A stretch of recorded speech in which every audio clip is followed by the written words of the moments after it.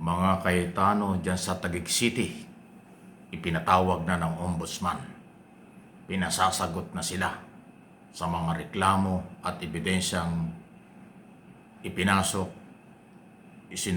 ipinail ni Senador Ping Lacson tungkol sa flood control at reclamation project dyan sa Taguig City. Matindi po yan. Yan po ay dahil sa initially nakitaan, nagka-interes ang ombudsman sa mga dokumentong isinumiti ni Senator Ping Lacson tungkol sa mga di umano'y ghost project, dalawang beses nilagyan ng budget at iba pang mga operation. Actually, hindi lang ho ang mga Cayetano, pati mga district engineer na na-assign dyan o naka-assign dyan, damay, pati mga kontraktor. Ngayon, ito yung isang matindi. Diskaya Construction Company, sumabit din. Meron din palang mga construction company ang Diskaya family na may kinalaman sa mga project sa Taguig. Kung yung magugunita, 7 hanggang 9 na mga construction company under ng Diskaya family. Isa sa kanya o 2 sa kanyang mga construction company involved dyan sa project na yan. Isa yan sa mga initial report na nakuha ng kampo ni Ping Lacson na ngayon ay nasa Office of the Ombudsman. Ilan lang yan sa dahilan kung bakit nagka-interest at ipinatatawag na ng ombudsman ang mga Cayetano. Mukhang pati si Pia Cayetano madadamay. Mukhang pati yung asawa ni Alan Peter Cayetano na si Mayor Cayetano madadamay. Kasi local and national official ang di umano may kinalaman sa mga project sa Taguig. So kayo mga taga-Taguig, ano ba talaga nangyari dyan? Issue lang po ito, walang personalan. Nang imbestiga si Ping Lacson, minakitang ebidensya, nakumbinsi ang ombudsman na mayroong dokumento at ebidensya, kaya binigyan ng pagkakataong sumagot itong mga Cayetano. Yan po yung update dyan. Siguro ito na rin ang dahilan kung bakit madalas wala sa Senado si Cayetano, kahit dun sa impeachment court, impeachment trial, madalas wala siya. Baka hinaharap niya ito, baka nakipag-meeting sa mga kontraktor, sa mga abogado, kung paano didepensa niya ang kanyang sarili. At yan naman ay may proseso.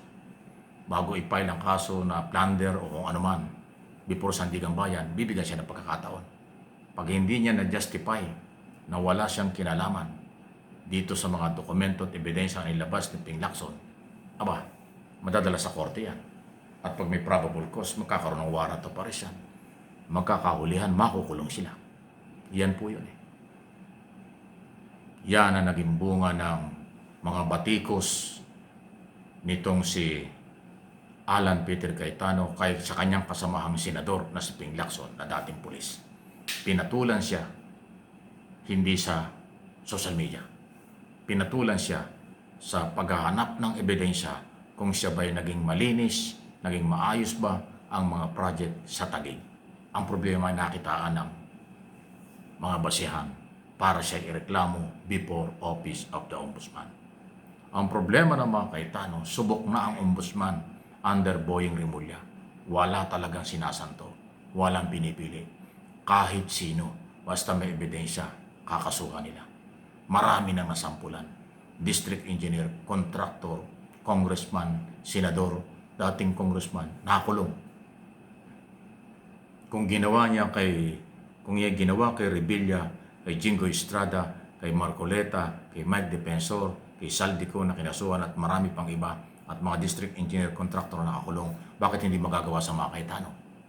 Malabo pa yan sa sabaw ng Manila Bay at ng reclamation area. Kaya sigurado gagawin yan. Ganun pa man, hindi natin sinasabing guilty na. Yun na nga yung proseso eh. Ibinabalita ko lang yung proseso. Wala po akong personal na galit o away kung ano man sa mga Cayetano. Lalo na kay Peter Cayetano. Kilala ko niyan, kilala ko siya. Pero yan po yung issue eh. Dahil nga sa kanyang ingay sa social media, ng batikos kaliwat kanan, laban sa kanyang mga kasamahan, o yan, pinatulan siya. Sa magitan ng paghahanap ng ebidensya. Kaya sakit ng ulo talaga yan, hindi biro yan. At plunder yan. Kasi kung totoong, ano ba yun? 10 to 14 billion project, ako. Tsaka yun na lang reclamation, bawal yan. Ha? Hindi naman trabaho ng local ang reclamation. Ayan. At yung flood control na sinasabi. Meron pang nilabas si Ping Lacson yan eh. Pare-pares ang picture, accomplishment report, pare-parehas, pero magkakaibang barangay, magkakaibang lugar. Bakit pare-pares yung picture at accomplishment report? Wow. Anyway, bahala na ang ombudsman yan. Yan ang update tungkol yan. Eh alam nyo, si Alan Peter Cayetano, hindi lang yun ang problema sa issue ng flood control. May problema pa siya dun sa obstruction of justice. Nandun yan sa ombudsman.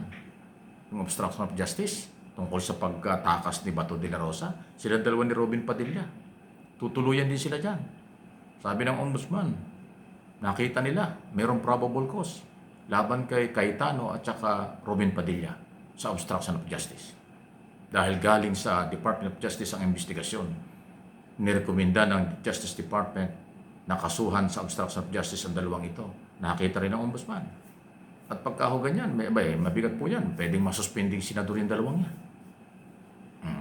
Ayun ang nangyayari. Aba, maliban dun, si Alan ay under investigation din ng NBI.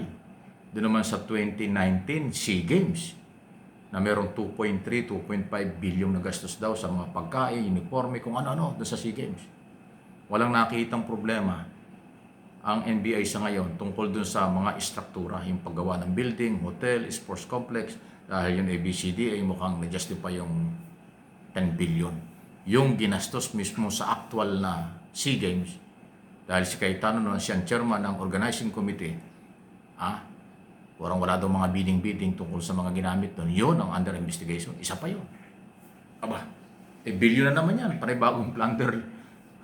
Pasok na naman sa plunder kasi sa plunder law, under Republic Act 7080, 50 million lang. Pasok na sa plunder. Non-bailable offense. Yan po yung mga nangyari. Hindi pa nanakot. So, yun yung epekto ng siguro ng mga pag-iingay ni Cayetano na kung ano-ano mga sinabi sa social media, galit na galit sa mundo nung nagwawala pa sila dyan, na majority na wala naging opposition, yan din yan nagsimula eh.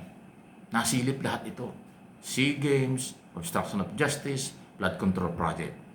Pero dahil may proseso, nasa ombudsman, yung dalawang kaso, yung isa nasa NBI pa. Pero papunta rin ang ombudsman yan. Kasi ang ombudsman po ang siyang prosecutor, sila yung tagapag-file ng kaso, laban kanino man. Si Boyeng Remulla ang nandyan, anong gagawin natin? Wala kayong magagawa dyan.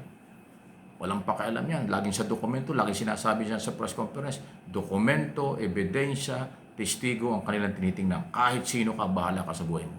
Tatamaan ka. Pag walang ebidensya, walang testigo, wala kang problema. Pero kahit sino ka pa, basta mayroong ebidensya at testigo, mananagot kayo sa batas. Yun ang kanyang policy. Ulit-ulit na sinasabi sa mga press conference na napapanood natin at nakikita natin. Good luck sa inyo lahat. Please like and share. Subscribe and follow. Walang personalan issue lang. Opinion, observation, analysis. Base po sa aking nakikita at naririnig at totoong mga balita.